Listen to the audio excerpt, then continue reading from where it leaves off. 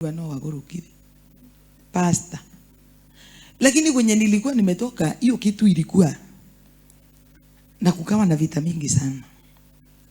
Sasa ile siku alinimwagilia mafuta, mimi sasa ukiniambia kwa assistant pastor, hiyo ndio nini? Nikaendea manual. Nikaenda na kitabu na kalamu. Apostle, sasa hiyo alikuwa reverend, niandikie rolls of oyo. Hiyo ofisi ilikuwa na kadirisha na hapo. Atibitires urenda atia? Ndenda unyandikire atiriri. Ndikaga atia? Ngai. Kalitupwa na kalamu zote. Sasa nikauliza aje sasa. Sasa hizi ni mateso bila chuki. Akatupa. Akaniambia kama uko na akili utoke hapa.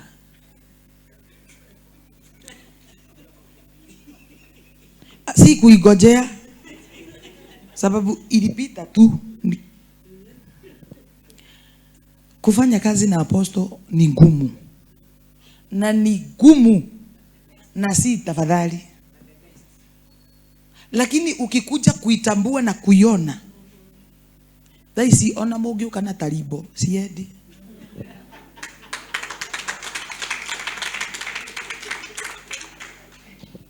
Ona mudu okio adna mwiki atia.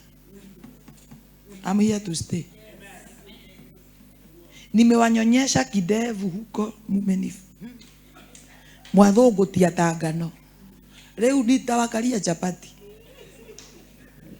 Na sita tafadhali. Apostle ni Kenya tu. Na mimi nitakuwa 3. Assistant commander. Unajua ni ile mnasemaga ati paka akiondoka panya anatawala. Oyo.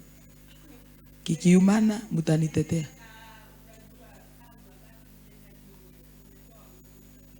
Sasa unaona kuna watu walikuwa wamefinyiliwa. Halo. Kukaa chini ya apostle, it is the very best thing ever. Na ukisikia ni kambi ya jeshi, ni ukuje na madharaita yote. I think mimi nilikuwa tu nakuja nikiwa mimi. Na gogo naenda bio. Na ile simu apostle atakupigia, Beatrice, nyotigete olimo. Uandika upata na ukiaga aje. Azi niuliza vizuri na venye ninaumia. Nyotigete olimo. Olimo. Yoko ina akili njega uke. Goka. Nikimaliza miezi ingine 2. Sasa hiyo nilika imetosha. Praise the Lord. Wewe kama unaenda, mimi sitakwambia usiende, enda. Sababu hakuna mtu mwenye angenizuia nisiende. Lakini sasa ni mimi nasema hata kukue aje. Ndiri kodira.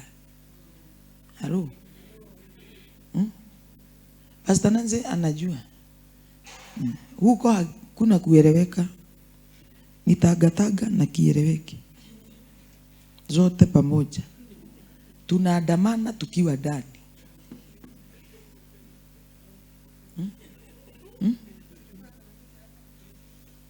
Sasa